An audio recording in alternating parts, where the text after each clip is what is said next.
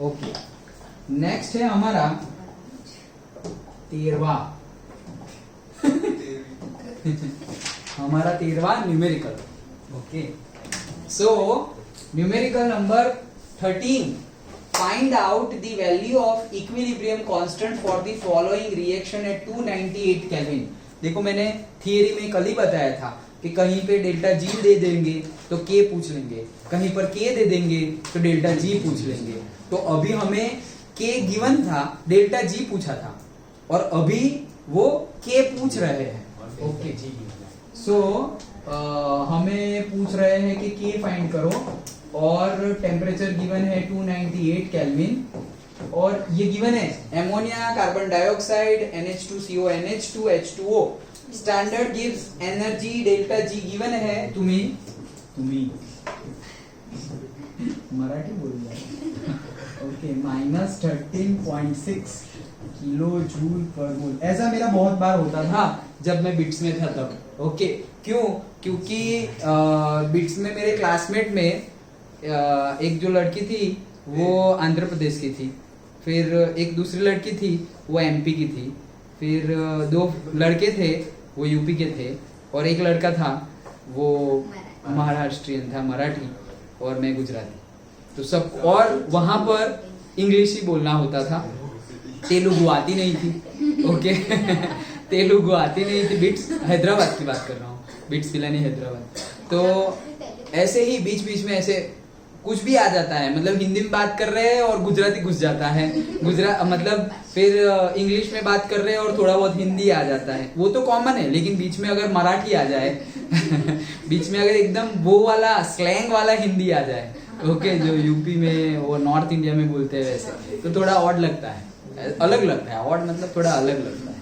Okay हाँ चलो, तो डेल्टा जी गिवन है यस, और पूछा है के. अब देखो कि हमारे पास के पूछा है, हम पहले वापस फॉर्मूला पे चले जाते हैं. Delta G is equal to -2.303 RT log of K. यही हमारा फॉर्मूला है.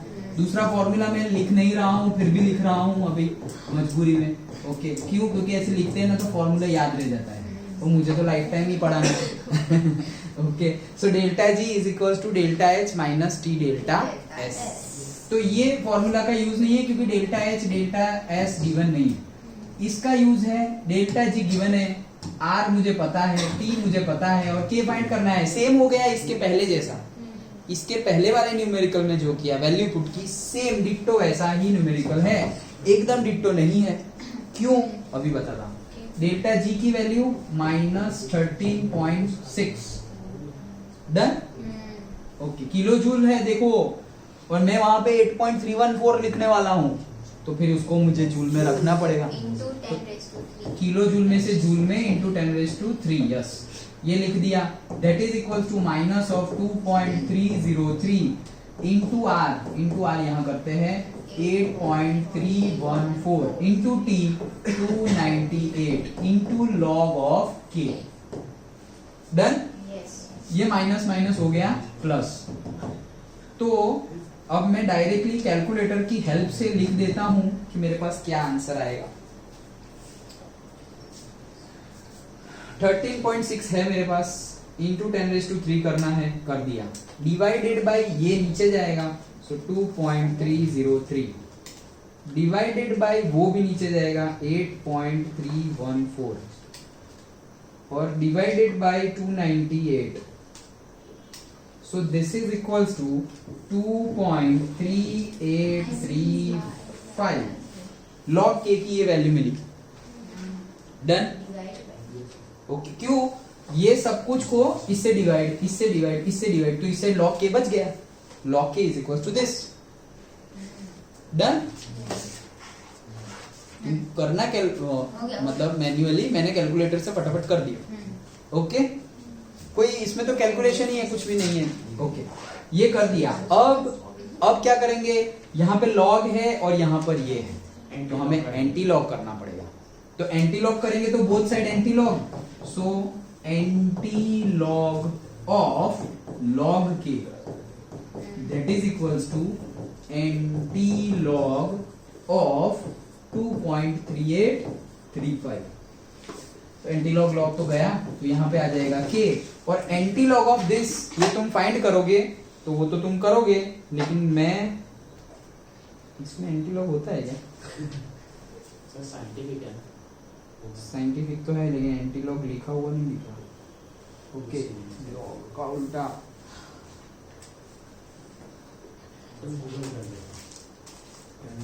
नहीं देखो,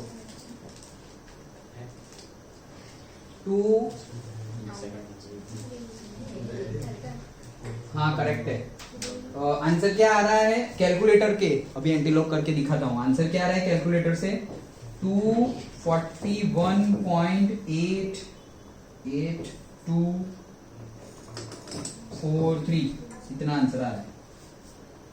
डन? समझ में आया? इन लोग का भी आ रहा है ना? वही है। Okay done.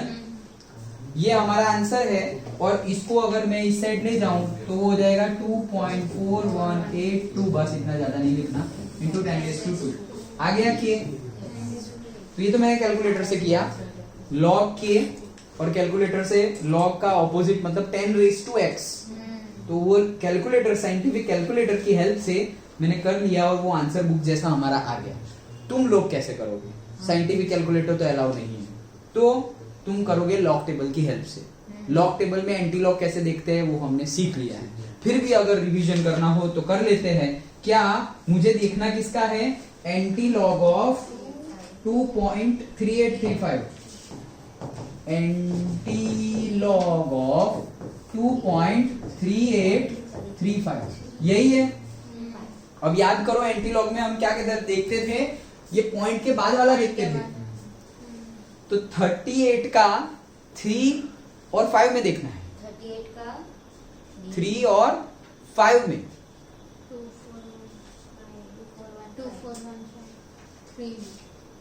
38 का 3 में क्या है? 2415, और 5 में क्या है? 2427 नहीं 5 में नहीं, वो 5 वहां देखना है।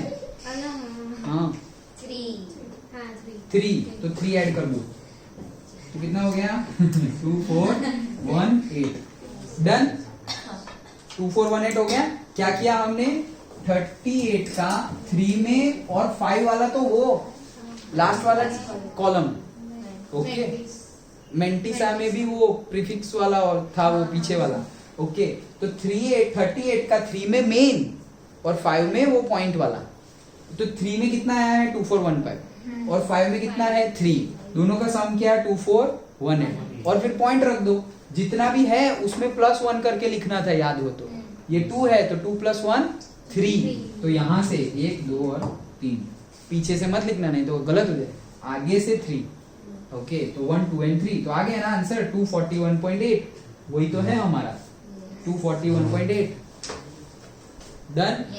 तो लॉग एंटी लॉग से भी हमने कैलकुलेट कर लिया, इसके पहले वाला न्यूमेरिकल भी और ये न्यूमेरिकल भी। दोनों न्यूमेरिकल में same formula, delta G is equals to -RT ln K।